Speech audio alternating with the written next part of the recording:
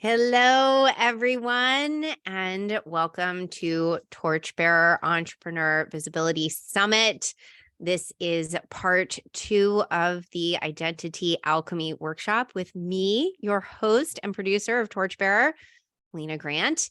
And I am so thrilled and honored and excited, of course, to be guiding you through this 3-day experience to start showing up confidently online so you can grow your impact and captivate more dream clients. Tell me who is here, who is joining us, and where are you joining from? We had such a beautiful morning session with Luis Mojica. So wonderful to have him to talk to us about allowing our businesses to blossom from the body. And the body is a big part of the work that I do and a big topic of conversation today for our identity alchemy work. So tell me who is here, where you are, how are you doing? Day 2 here of Torchbearer. Oh my goodness, I can't believe it. Hello, Eva from Western North Carolina. Yes, Luis was amazing. He is just so calm and extraordinary. And I know I already said his work has been very, very transformative for me in guiding me and leading me and showing me how not to operate from a trauma response, not just in my business, but also in life in general. It can just feel so good to be here on earth in a body. So much guidance, so much intelligence, so much available to us. Excuse me. Ooh, good little clearing there. Unmute myself. Okay, so feel free to keep telling me who's here and where you are. I feel like we're all feeling so settled after that morning session. And I will say that a little intro to what we'll be doing today is that I look at beliefs as the headwaters of our thoughts. So they are feeding the thoughts. They are creating the channels through which the thoughts arrive and arise. Hello, Tango from Berkeley. Welcome, welcome.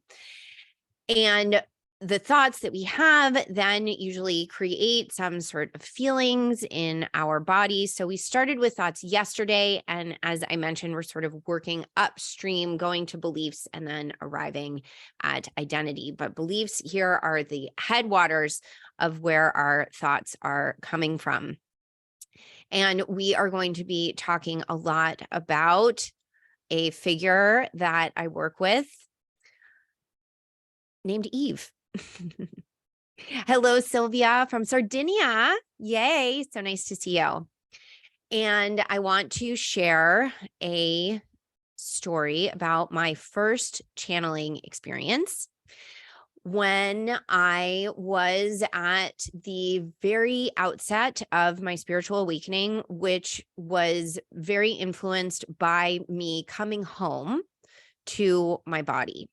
I had spent most of my life trying to escape my body, pummeling my body, a lot of, I would call it self-flagellation. It was just sort of this concept of like, I'm trying to override the body. I'm trying to have my mind run the show here. And my body is just sort of this expendable nuisance.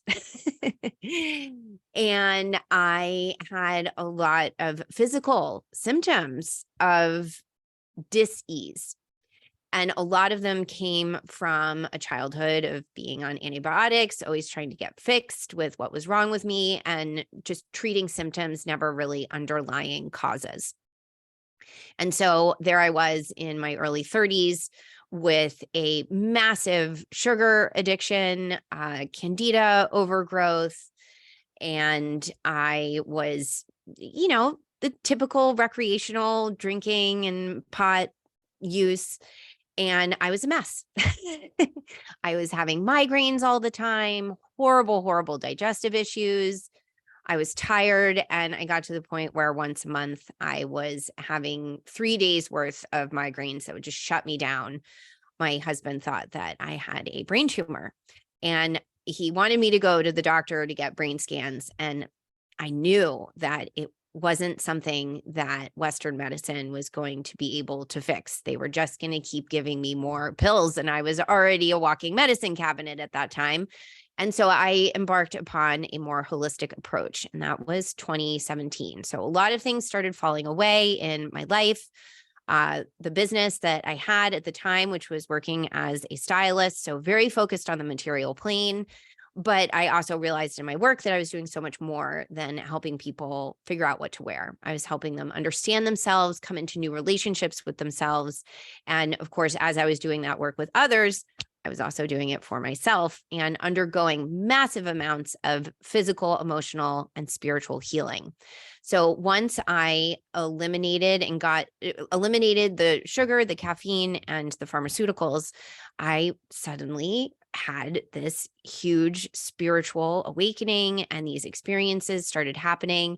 And so one morning in the spring of 2018, I woke up at 4 o'clock in the morning and just felt pulled by my body to sit in the dark with a candle and meditate. And all of a sudden, I had this message waiting to come through me, and received this guidance as if it was a voice speaking to me. Go to open your journal, take out a pen, and write.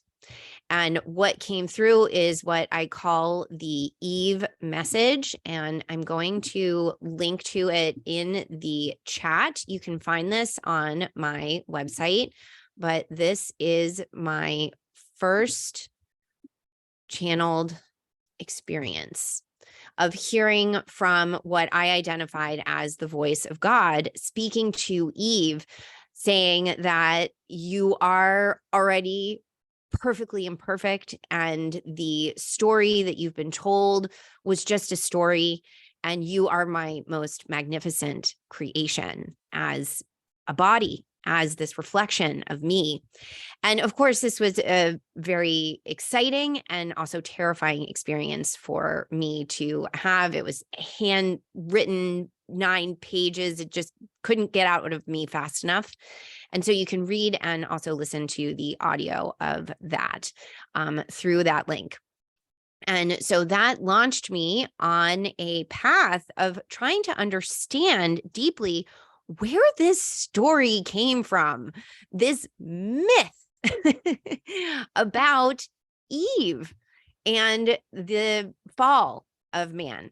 So that orients us for where we are working today, because these are beliefs that we have in place. This is a collective belief system in place that is mixed into all creation stories, some version of it, in all 4 of the main Abrahamic religions of the world. So that's not to say those religions are better than other religions, but they do have a lot of followers. So that's Islam, Hebrew, and Christianity, and Muslim as well.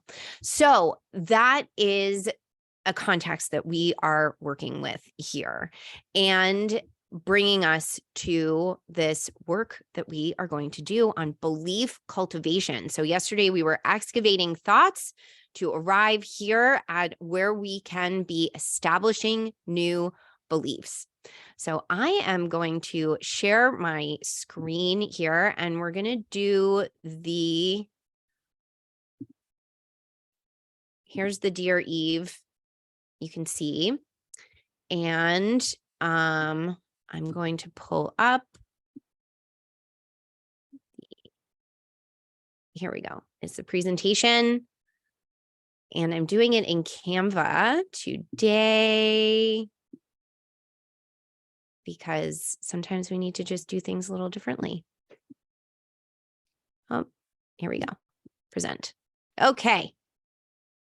Lovely, lovely. Welcome again to day 2 here of this 3-part series to initiate torchbearers. Why won't you go forward? There we go. So part 2, belief cultivation. So we sort of dug into the thoughts, got our fingers into the earth, and now we can be cultivating, molding, shaping our beliefs. So here we are. I gave you some context as to why I work with the figure of Eve. And this is probably a very common image that you are accustomed to seeing, the fall of man. Here we have Adam and Eve at the tree of knowledge, where they were instructed not to eat of the fruit of the tree of knowledge. And when Eve gave in to the temptation presented by the serpent, everything went to hell for humans. Before that, everything was perfect. Everything was done for them. God provided all that they needed here in the Garden of Eden. They didn't have to do anything. Everything was done for them. And when we follow the thread of how this was propagated in the modern religions of the world, it has put the onus on women for getting us kicked out of heaven and being confined to the jail of being on earth in a body. And all kinds of things have arrived because of this. Women have the menstrual cycle because Eve ate the apple. And we are in this horrible place now because we got kicked out because Eve was so disobedient. And I want to just remind us all that this is a story. Some people believe that Adam and Eve lived, that they were actual humans. They were not. They are figures, archetypal figures that were used and leveraged as a way to help humans understand how the world was created, how it was organized. And this myth was written in about 90 to 70 BCE. And what was done here is the symbol of the goddess, the snake, which is the ultimate symbol of transmutation, transformation, the shedding of the skin, was turned into the role of Satan, the devil. And here we have a moment of division and a moment of disconnect, where suddenly humans were not in communion with the profound intelligence of the earth, the world, the mother. It was suddenly about heaven and earth, spirit and matter. And this divide was created.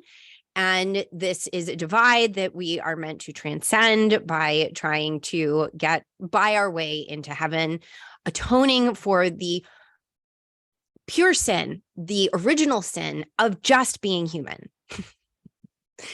Now, when you really think about it, it's absurd.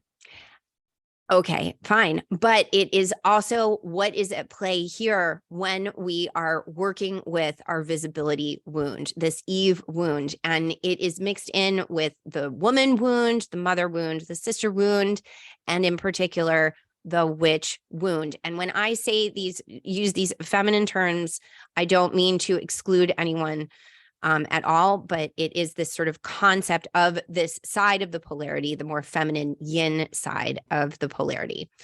And when Adam and Eve got kicked out of the Garden of Eden, it also forced them to, or made them feel shame. And they felt shame also about their bodies. They suddenly had to clothe themselves, and they also tried to hide from God in order not to get kicked out. They knew that they had done this terrible thing, eating of the tree of knowledge, and that they were going to get kicked out of the Garden of Eden. So they felt like they had to hide from God and wear clothes all of a sudden because of the shame that they were experiencing. So right there, hiding and shame and guilt as well.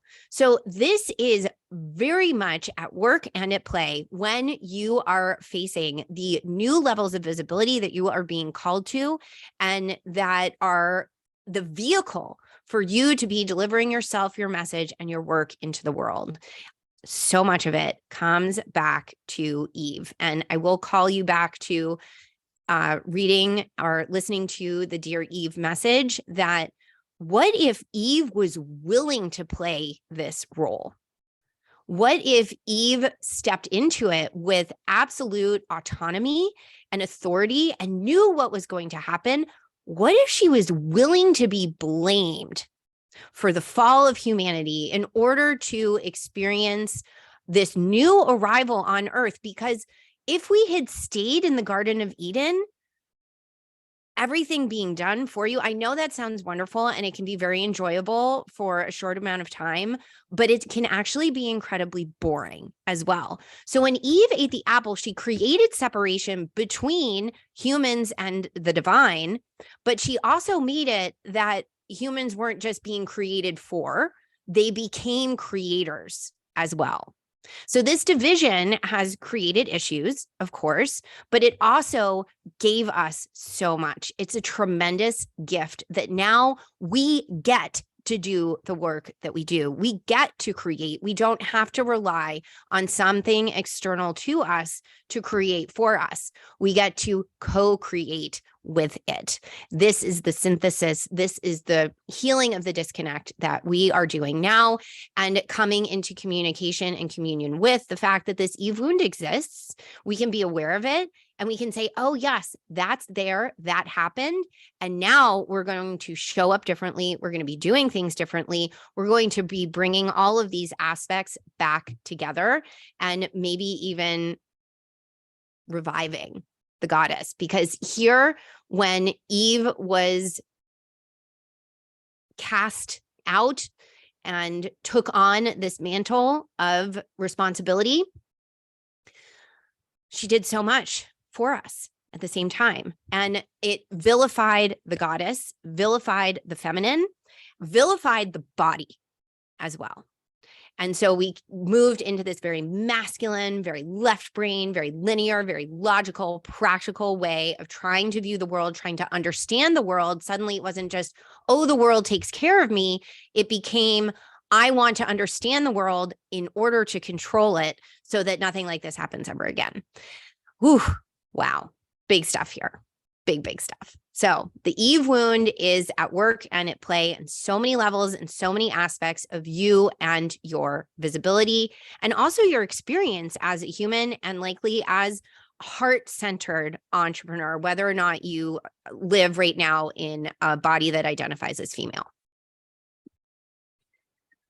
So my questions for you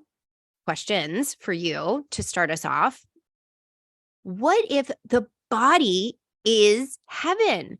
We have been conditioned to look at this body as a jail, as something to escape, to transcend, to override, even let the brain show us the way. And we love the brain.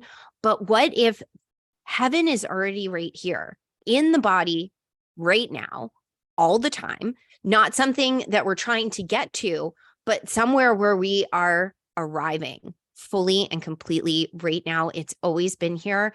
It is as old as the stars, as Luis mentioned in our interview. The body has been with us all along throughout our experience on this earthly material plane. It has so much wisdom. It has so much intelligence. And what if it is heaven right here, right now, heaven on earth, in this body? And what if by being in your body, you get to have the experience of being God in a body? That is why God created humans, in order to experience having a body. This infinite divine intelligence wanted the limitations of the body in order to experience itself in this new way, in this very tactile, sensual, felt sense way, with laws that are totally different than the spiritual laws, which are infinite and have no end. We have an end.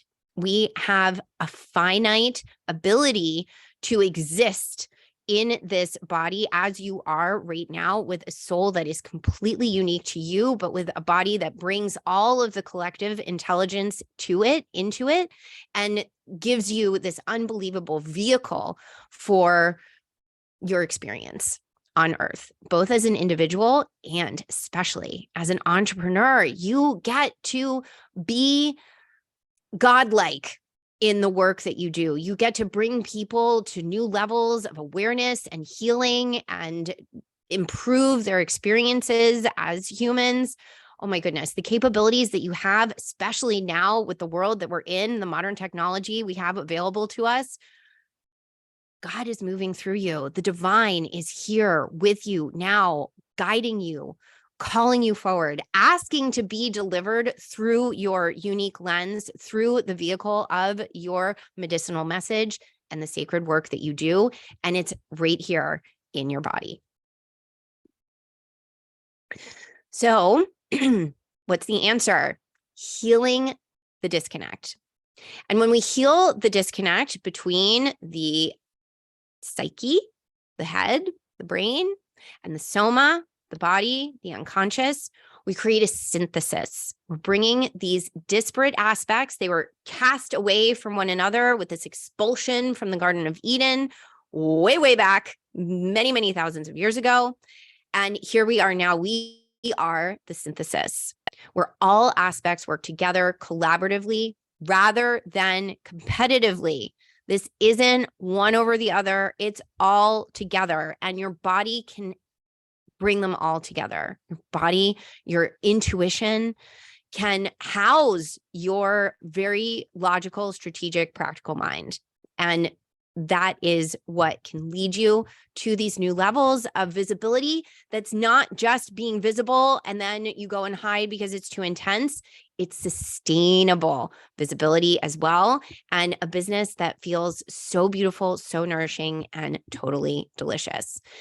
And it is absolutely possible to harness your most powerful, authentic voice and become wholly visible, wholly, authentically, in aligned ways that are sustainable and are allowing you to bring that wholeness into your business, that wholeness where your shadow is fully integrated. You are working with your traumas in a way that is relational and in deep acceptance, a lot of permission, a lot of approval.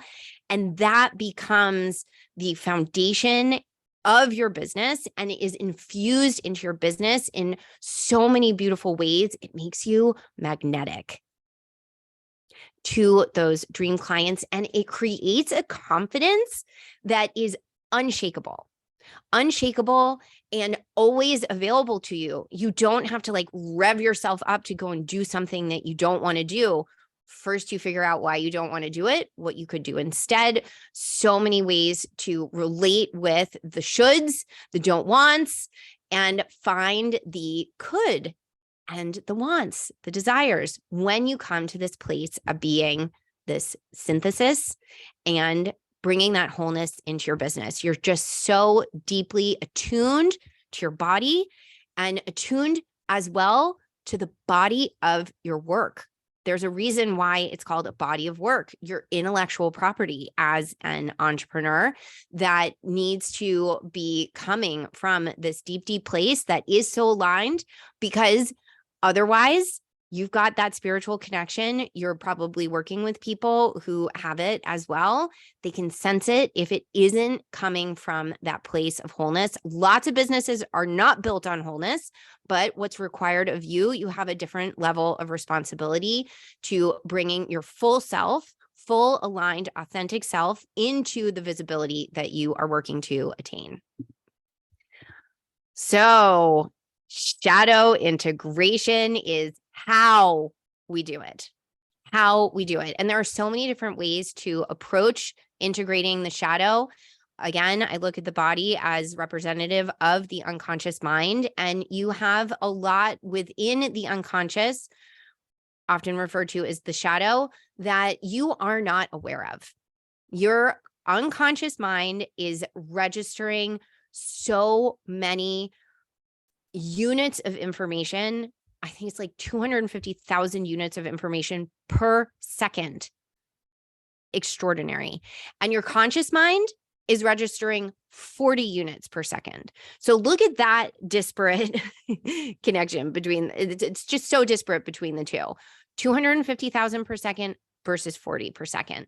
So much is being registered and contained in your unconscious mind every second of every day and being carried forward throughout your lifetime, throughout your experience in your individual, unique, already perfect human body. And so when we integrate the shadow, we are looking at what is coming up for us unconsciously, what's presenting itself likely in the form of some sort of sensation, and relating to it and allowing it to express itself, to communicate with us in a way that we might not normally have done. Now, the thing about shadow integration I have found is that it takes time. It's not immediate. It can become very rapid for you. And the form of shadow integration I deeply, deeply love. One of them is existential kink, where we are making the unconscious conscious. It's a technology designed by Dr. Carolyn Elliott, where we are fully feeling on a somatic level whatever is coming up for us, whatever is presenting, even if it's something we don't consciously like or want. And this allows the shadow to be seen. And guess what? Guess who's really running the show? The unconscious mind is so profoundly generative. This is where everything in our experience is coming from. Everything outside of you is being created by what's inside. It is everyone and everything is a reflection of who you believe yourself to be and what you believe yourself to be worthy of experiencing, and also what you want on maybe this unconscious level. So when we excavate through the thoughts and explore the feelings, we integrate the shadow and become more integrated and come into an even deeper, more profound, synthesized alignment with our authentic voices and even your power message. And this is a true, steady, beautiful, gorgeous, nourishing foundation upon which to be building your business, growing your business, and stepping into new levels of visibility.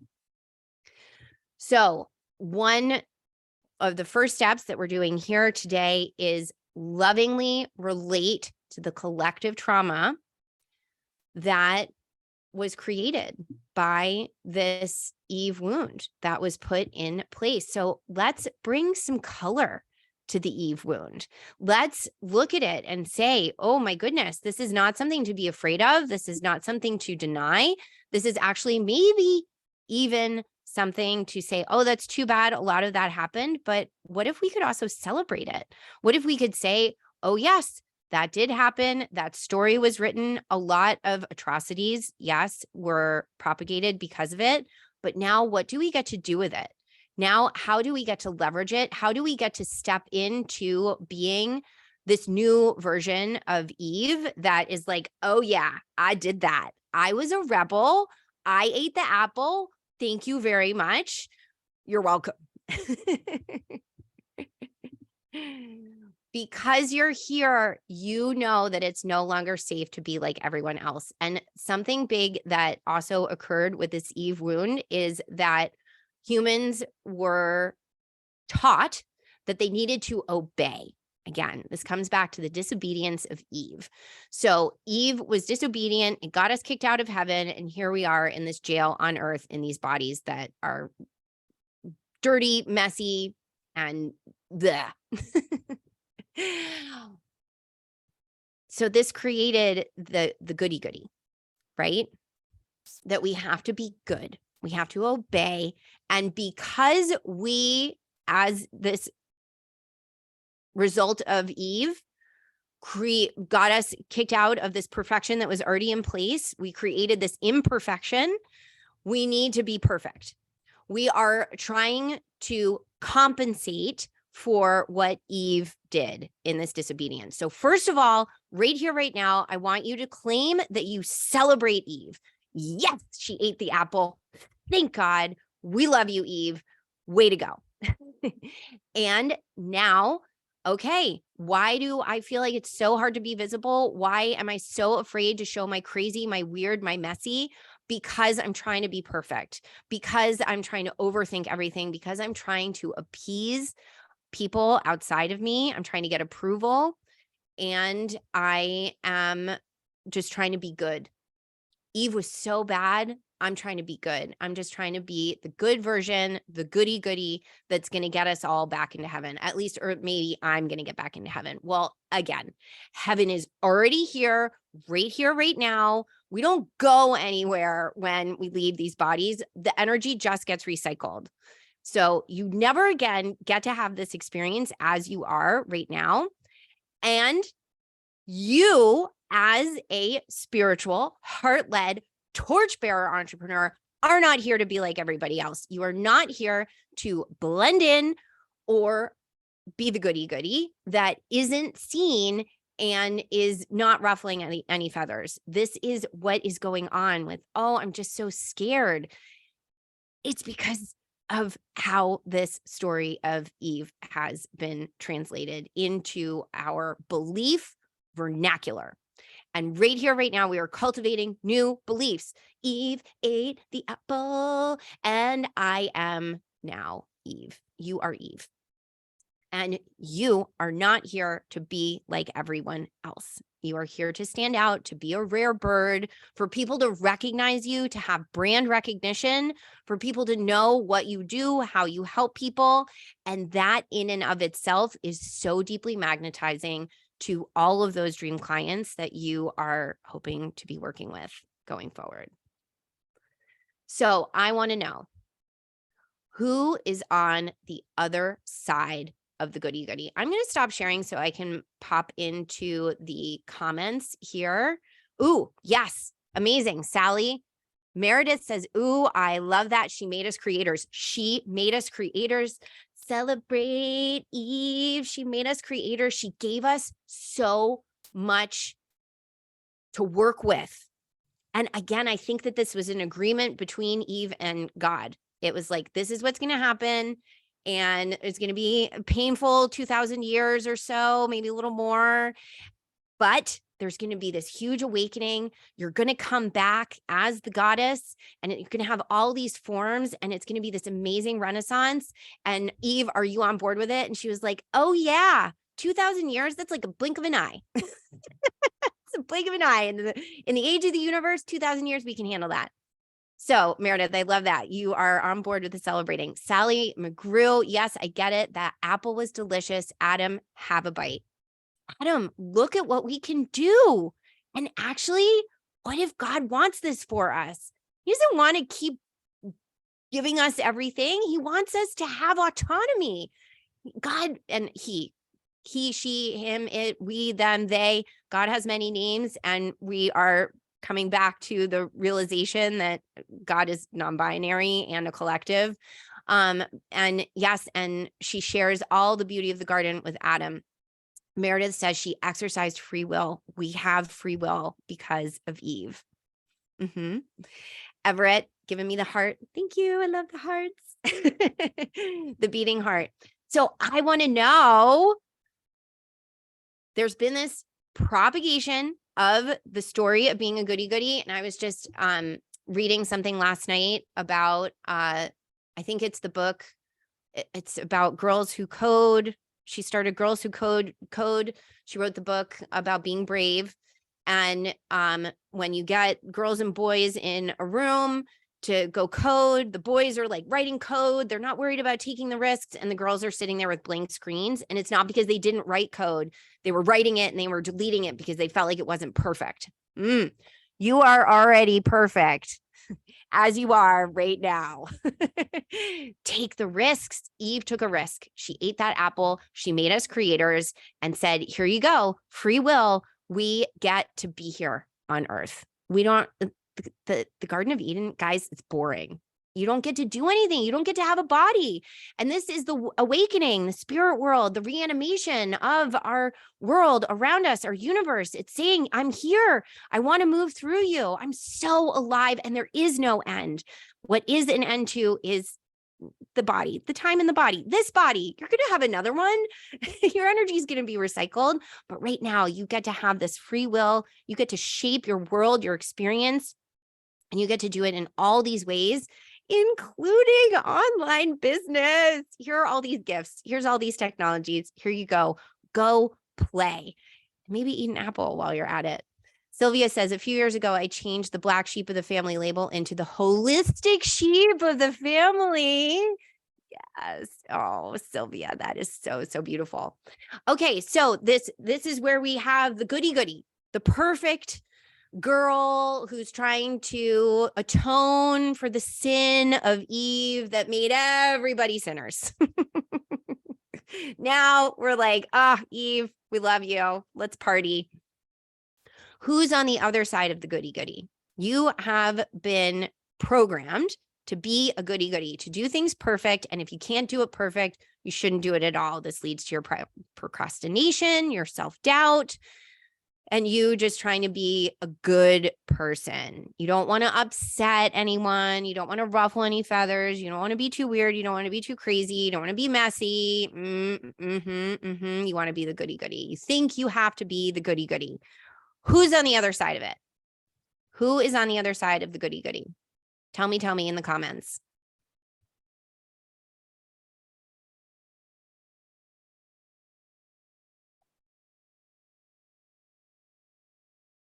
Is it a rock star? Is it a rebel? My truth. Yes. Right. My truth.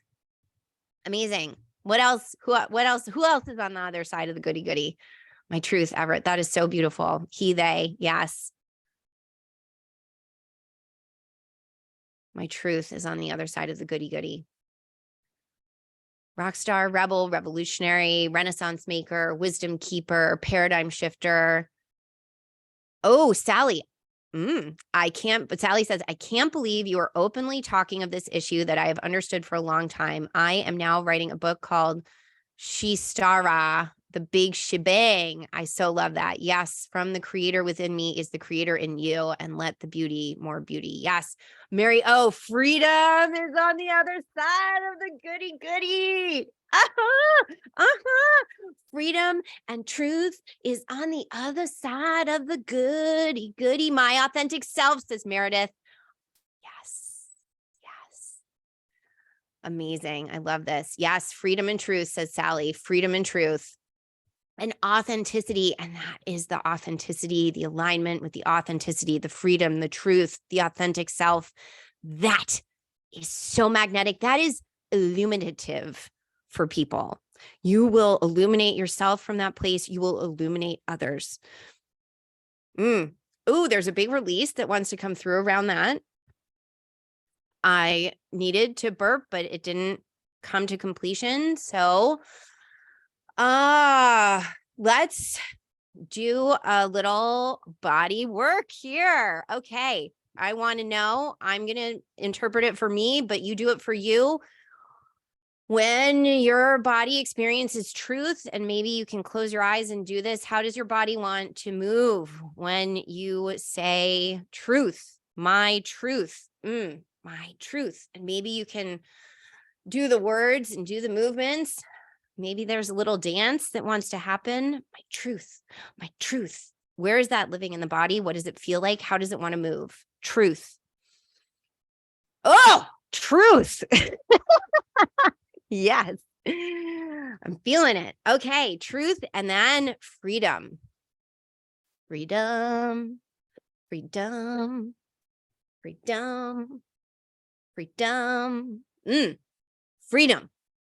Yeah. So good. My authentic self. Where's that living in your body? How does it want to move?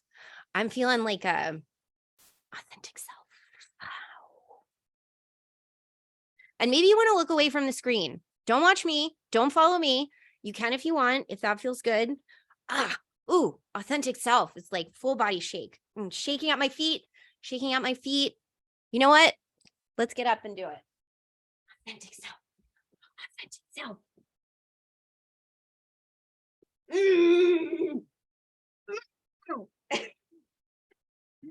Oh, that felt so good. Oh, I'm all hot now. Yeah. Freedom and truth. So good. And Tango says, feeling a big chest and throat opening. Wow. That was a massive amount of energy that got moved. And if you're watching the replay, I want you to get up and do that. What's on the other side? Who's on the other side? And I did say who, and I'm interested that everyone came up with these sort of impersonal terms, but I want you to relate to them as if they are people. If freedom was a person, what would that look like? Meredith says, authentic self came up in my core. I got a mental image of a Kundalini snake. Yeah. We've been conditioned to hate snakes because they represent Satan because of the myth of the fall of man and original sin. And the Kundalini is the symbol of this regenerative power that is integral in how the universe is structured and created. It's a three-part cycle: birth, death, regeneration. And the snake guides that, the Ouroboros. And the Kundalini is this rising energy of the goddess. It's coming up from the root, from that base of our being, our body. And I just love that you felt that right there. You saw it, Meredith. Beautiful. And we're coming into a new relationship with the snake. This is the symbol of our goddess. I don't love snakes personally when I see them, but this is big work that we're doing. We're coming into a new relationship with Eve and the goddess. Okay, I have a couple more slides. I will pull up. Here it is. That was so good. Where did it go? What's going on here? Here we go. Oh, and it's on interesting. Okay. Who's on the other side of the goody-goody? We have freedom, we have truth, we have authentic self. The Kundalini snake maybe is on the other side of the goody-goody. What if the snake is on the other side of the goody-goody? Bring it on. Okay, so questions for this cultivation that we are doing. We released a lot of energy, moved a lot of energy. What do you believe you can't be, do, or have? This is a big question. So I can't see the comments right now, but put it in the comments if that's helpful. And I want you to write this in your journal because this is something to really explore more than we're going to be able to do today here in this workshop. And the workbook will guide you through this as well. But what do you believe you can't be, do, or have? Can't. We start with the can't. Often the negative is more accessible than the positive. When I say, what do you believe you can have? Woo, that's tough. But what do you believe you can't be, do, or have? For instance, I have beliefs that I've been working through. I can't have a successful, beautiful, global business and be a good mom.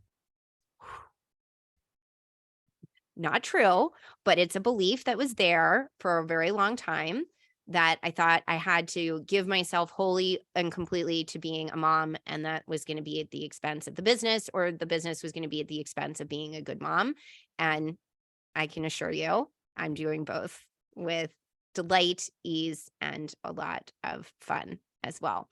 So what do you believe you can't be, do, or have? Can you be a good business person and a good wife, daughter, friend, boyfriend, husband? What do you believe you can't do? Do you believe you can't write your book, can't run your programs, can't do the business the way you want to do it? Do you believe you can't have an easeful life and a blossoming, flourishing business? What do you believe you can't be, do, or have? And then, of course, we move into the opposite of that.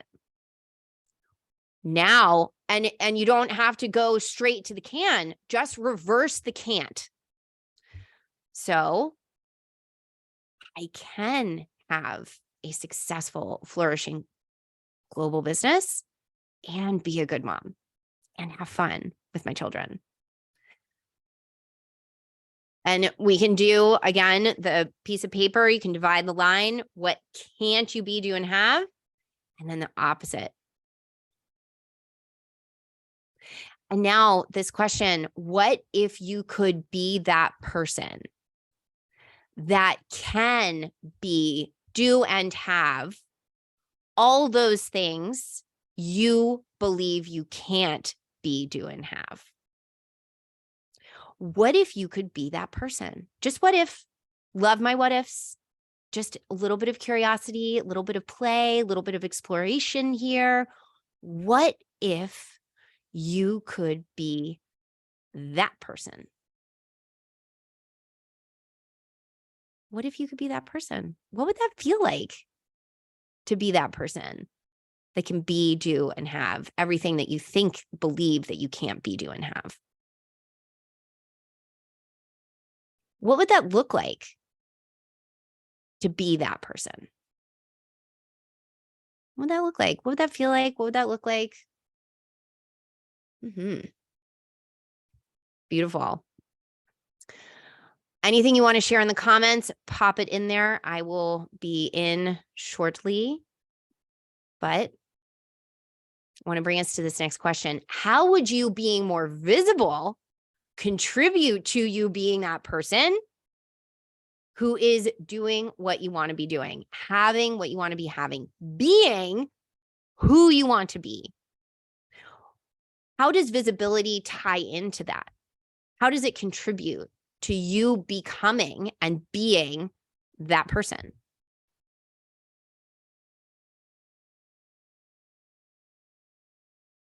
How would you being more visible contribute to you being that person? This just gets very specifically into the visibility piece, because this is what we're working with here. Why do we not want to be more visible? Why are we so tied up with being the goody-goody? And giving us this guidance towards working through the visibility wounds and recognizing and realizing that the visibility is actually the missing piece, the missing link in us being more successful in all areas of our lives and businesses, because we're spiritual entrepreneurs. Business and life, they're connected. There is no division between them. There are boundaries between them. And sometimes you do have to turn off the screen and say, no, I'm not available for emails right now. But our businesses is coming from who we are. It's not just what we do. It's who we are. So how would you being more visible contribute to you being that person? How would your visibility support you being this person? All right. Feel free to pop those into the chat. I will pop into the chat after our, nope. I want to see the chat now. So great. Okay. Meredith says, I believe I don't have enough money to run a successful business and be a mom. Look at that belief. And Meredith, I want you to just fully embrace that belief with no judgment. Give it so much permission, so much approval that that belief is there, knowing that that belief has been in place and propagated and supported by 2,000 years of patriarchy, misogyny, corporatism. And you are here now deciding that you are cultivating new beliefs. So beautiful, loving it, accepting it, fully embracing it.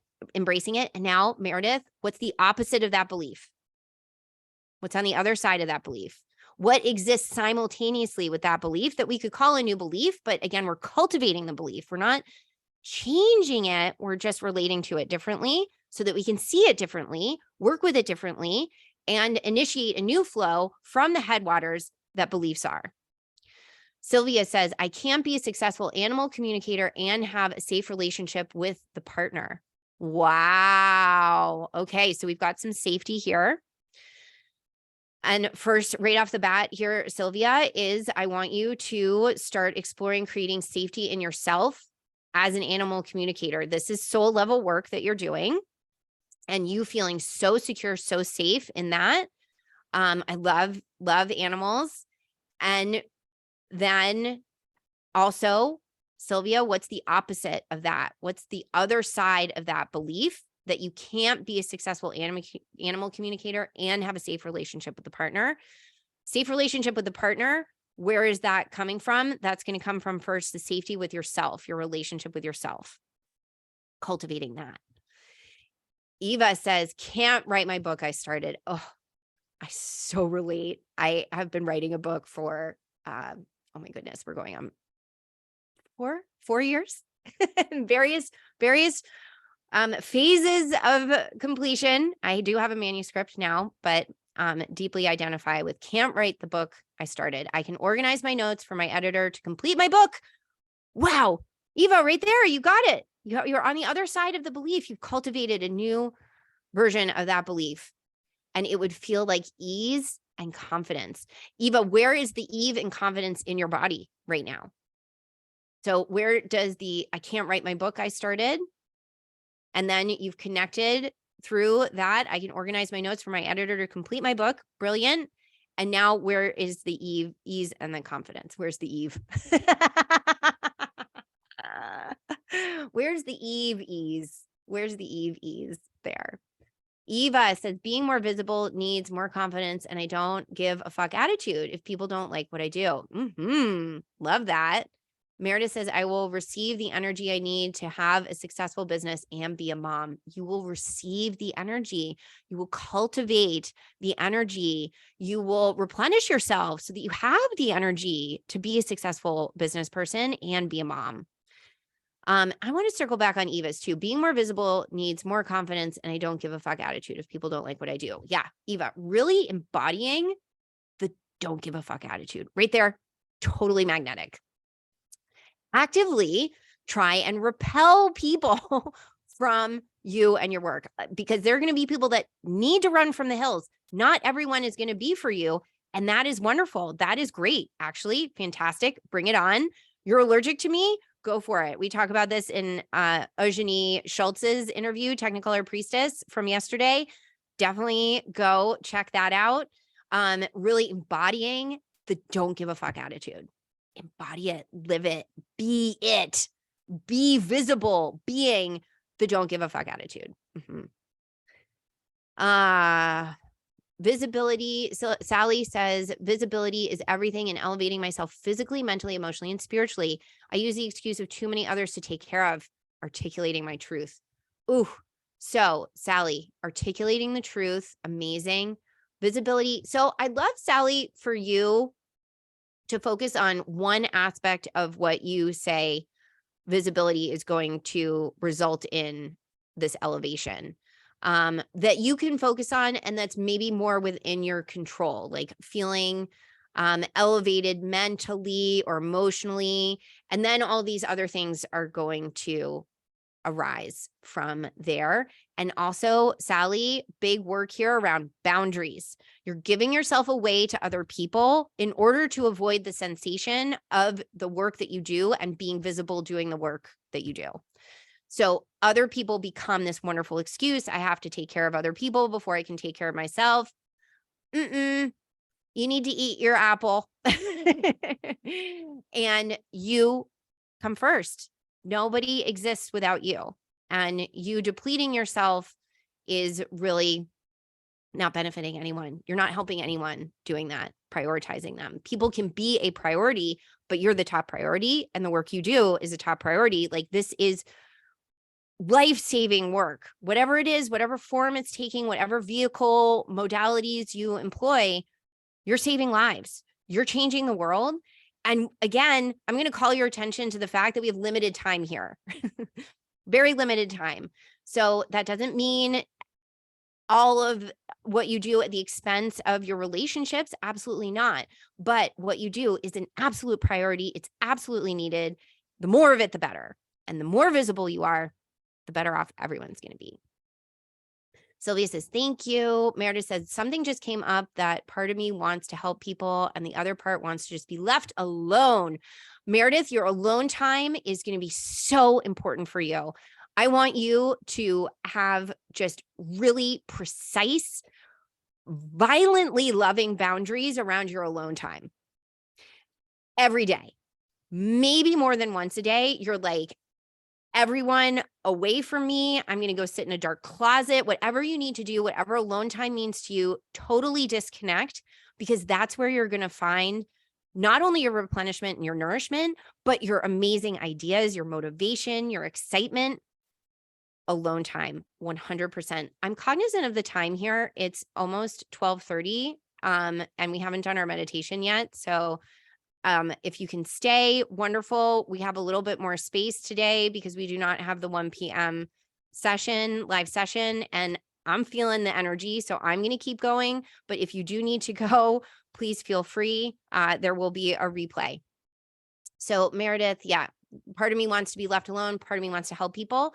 So really nourishing, recognizing, relating to this part of you that wants to be alone, giving it deeply the alone time, and also being with this part of you that wants to help people. But the helping people part of you is not going to be able to help people without the alone time. Do you see what I'm saying here?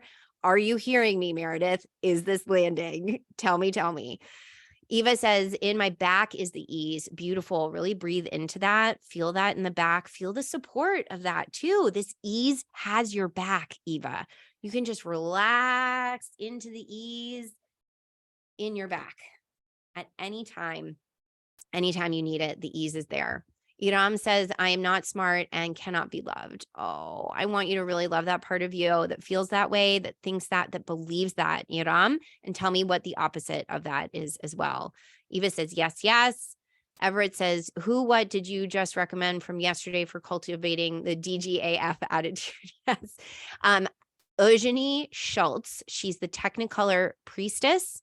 She's on the event schedule. You'll see her bio photo, these amazing glasses, the lipstick. She's so much fun. And that interview was, I mean, all of the interviews were amazing. But I think particularly for the Don't Give a Fuck, she talks a lot about being iconic in how you dress and how you present yourself to the world. Sally says, awesome. Thank you. Meredith says, yes, thank you. Everett, thank you. And Iram says, I want to help people, but I feel blame and shame from the past. You feel blame and shame, likely personal experience.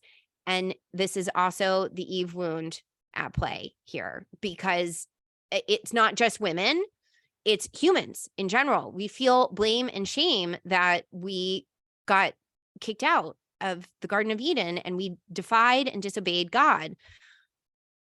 But we're rewriting that story here today, right now, and you're rewriting that story with the work that you do, creating new beliefs. Woo, okay. I am going to pull up the screen for the guided meditation here. Why is it paused? All right. I'm not going to pull up the screen for the guided meditation. You're just going to look at me. All right, everyone. I invite you to get comfortable. I'm going to lean in a little bit because I want the microphone to fully pick up my audio, and do whatever your body needs to do to settle into your seat. You can lie down, step away from the screen, just listen to me, listen to my voice. I'm going to take a little sip of water. We're going to spend just a few minutes in a guided meditation. Taking a nice, easy, gentle breath deep into the belly, expanding into the lungs, and exhaling in whatever way feels good to you through the nose or the mouth. You can make a sound if that feels good as well. And with the eyes gently closed, settling into wherever you are, seated or laying down, feeling the heft, the weight, the density of your body. Taking another nice deep inhale into the belly, deep into the belly. Gently, lovingly, the breath reaches to the base of the spine. And exhaling. And taking another nice, deep, gentle breath into the belly, expanding into the lungs. And imagine again that breath reaching all the way to the tippy top base of the spine. Beautiful.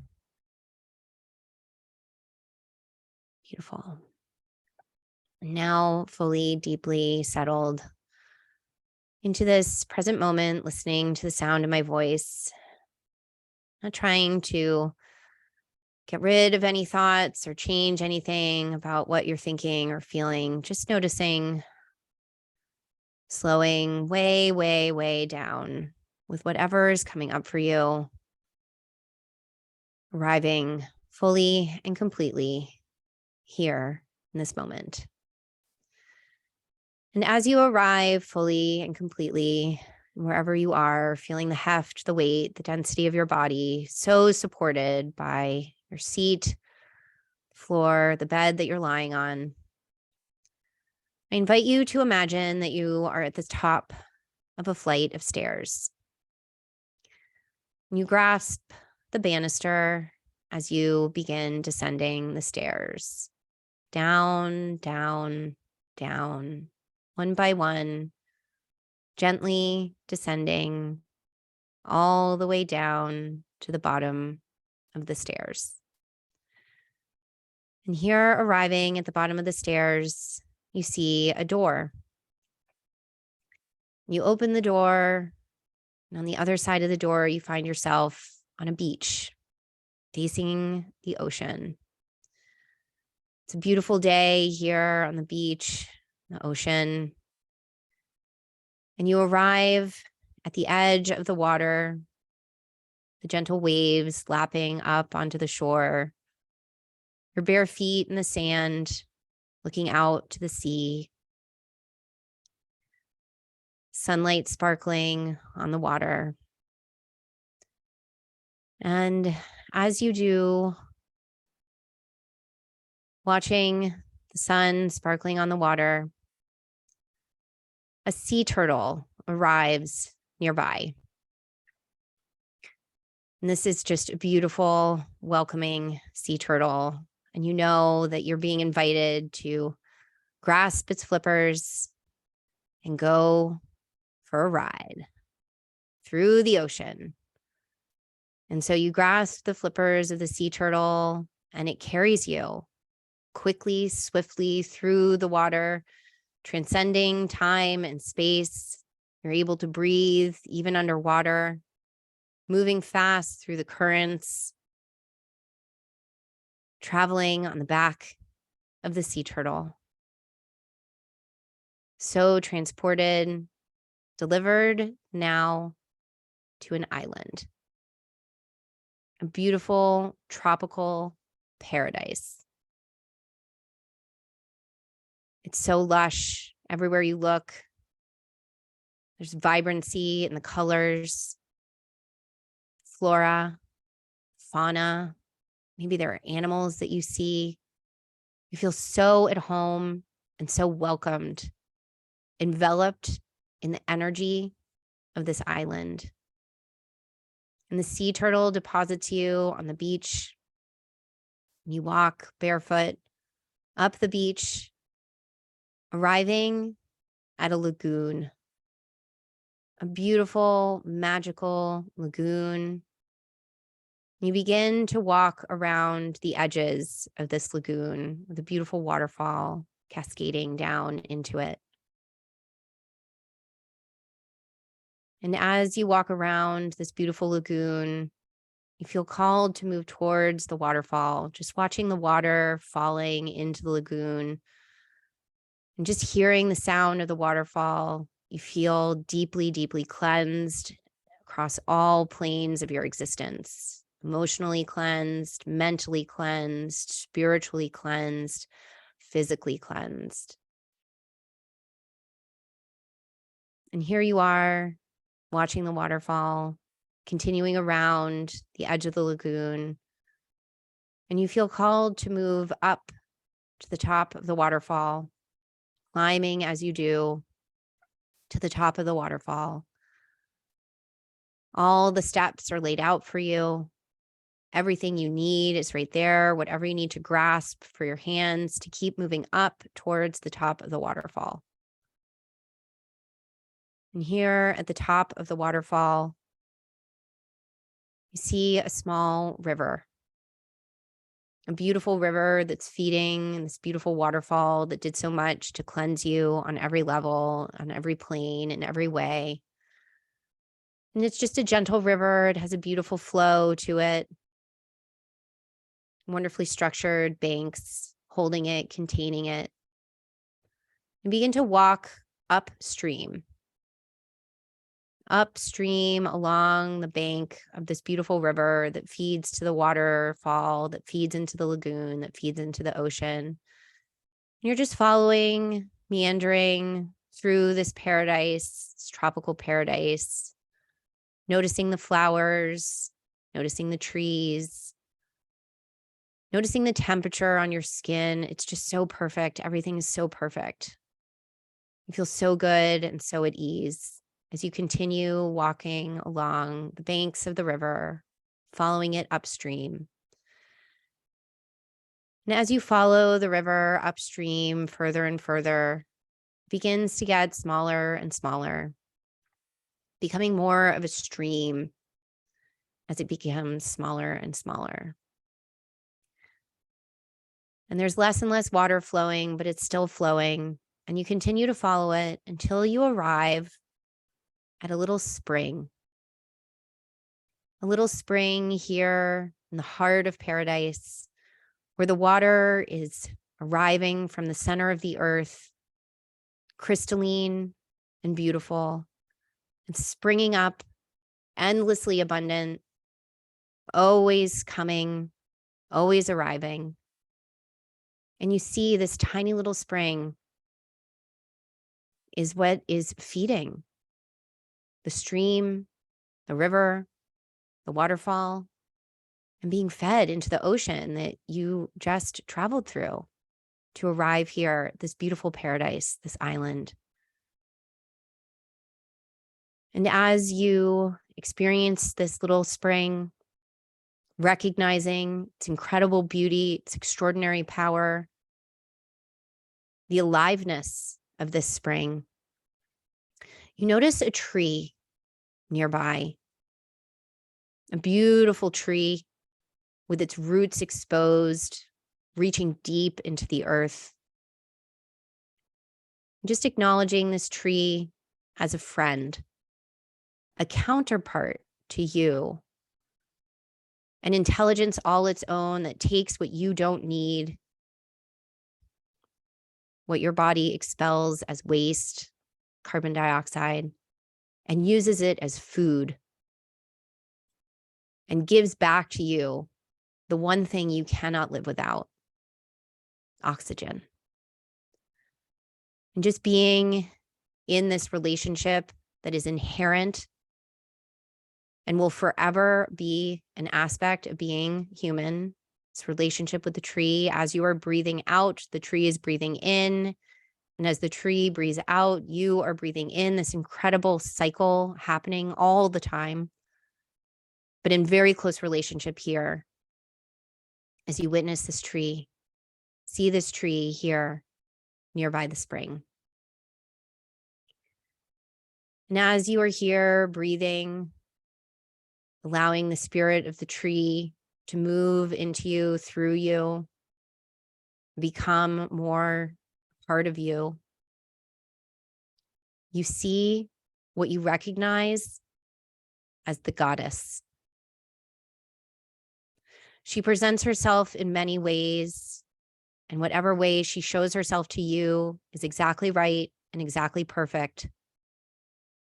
Perhaps she has a form or a shape that you recognize. Maybe it looks like a human, an animal, a plant, a flower, or something else completely. But whatever you see, you can trust. This is the goddess communicating with you, presenting herself to you as a channel of her divine, receptive, spirit-led intelligence. And here, as she presents herself to you in whatever form you see, you sense that she wants to communicate with you. She has a question for you. And feeling totally ready to respond to her question, she asks, what message do you most want to share with the world?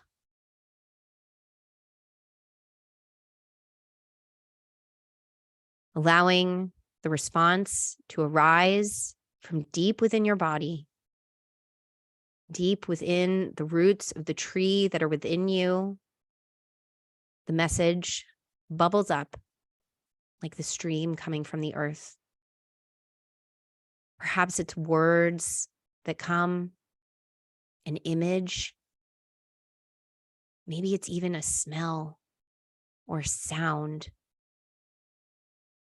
And all you have to do here is allow yourself to listen to the message that is coming from deep within you, from those roots, springing up from the earth that is your body.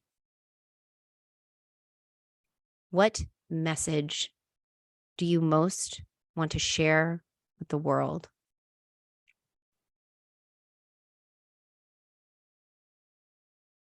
And now holding the space for this response, allowing it to blossom as it desires to, knowing that your body has the capacity required to hold this message, to house this message, to deliver this message into the world.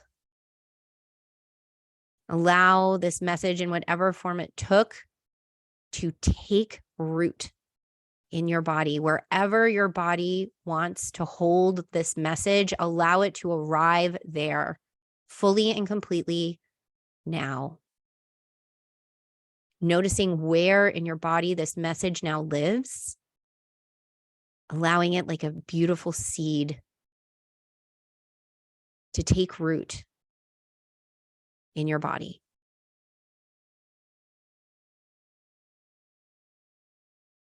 This is a gift of the goddess. This is a gift from you. This is a gift you now hold. This is a gift that has its own intelligence, of which you are the channel.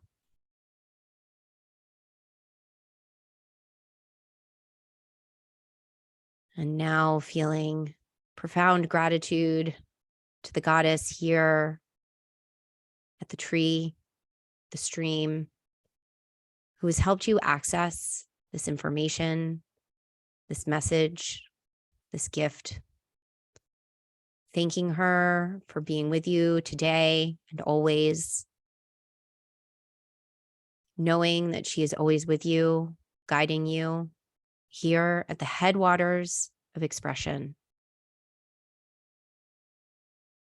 Knowing with the utmost gratitude that going forward now, beliefs have been changed, thoughts can be altered, and your experience will be completely different.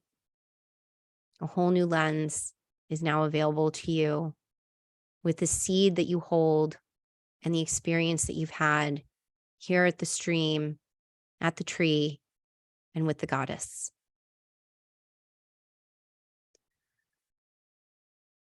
And perhaps even feeling yourself saying thank you to the goddess, thank you to the tree, and thank you to the stream, and all that this represents here at the headwaters of expression.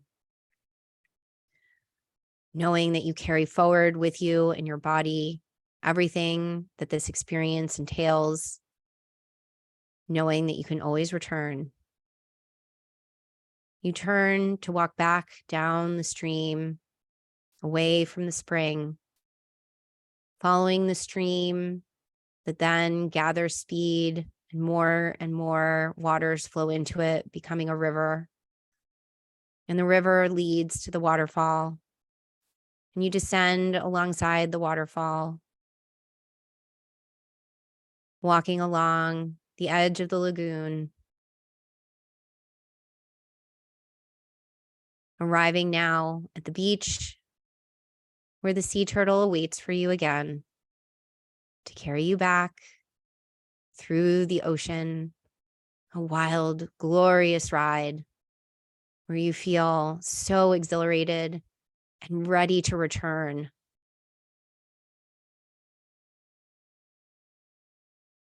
Breathing underwater and arriving again at the beach where you left, thanking the sea turtle for its assistance and for all the medicine of Mother Earth that it carries.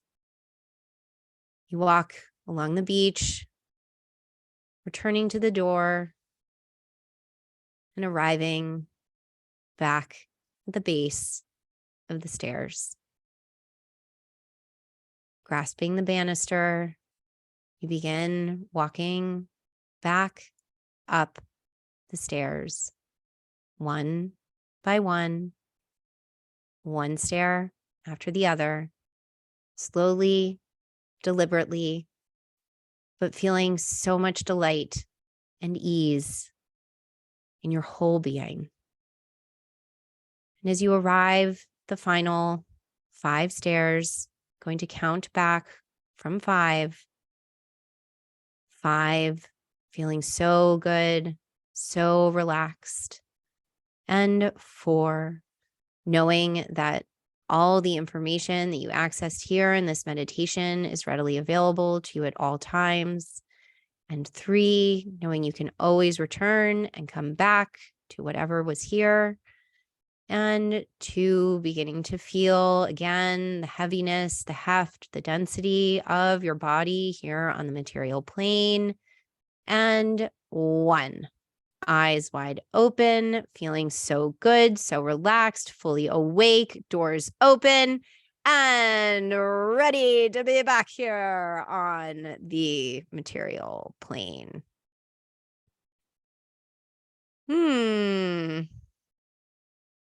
So if you feel called to share, I would love to know what the message is that you now carry with you. Share with me in the chat or go put it on social media and tag me, H Grant style.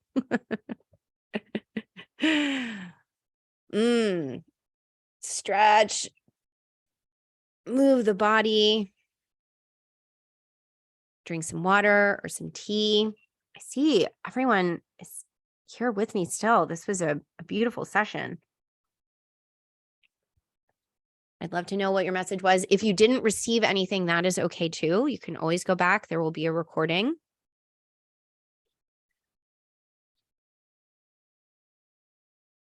Sylvia says, feel the love in every shape and form that surrounds you. Wow,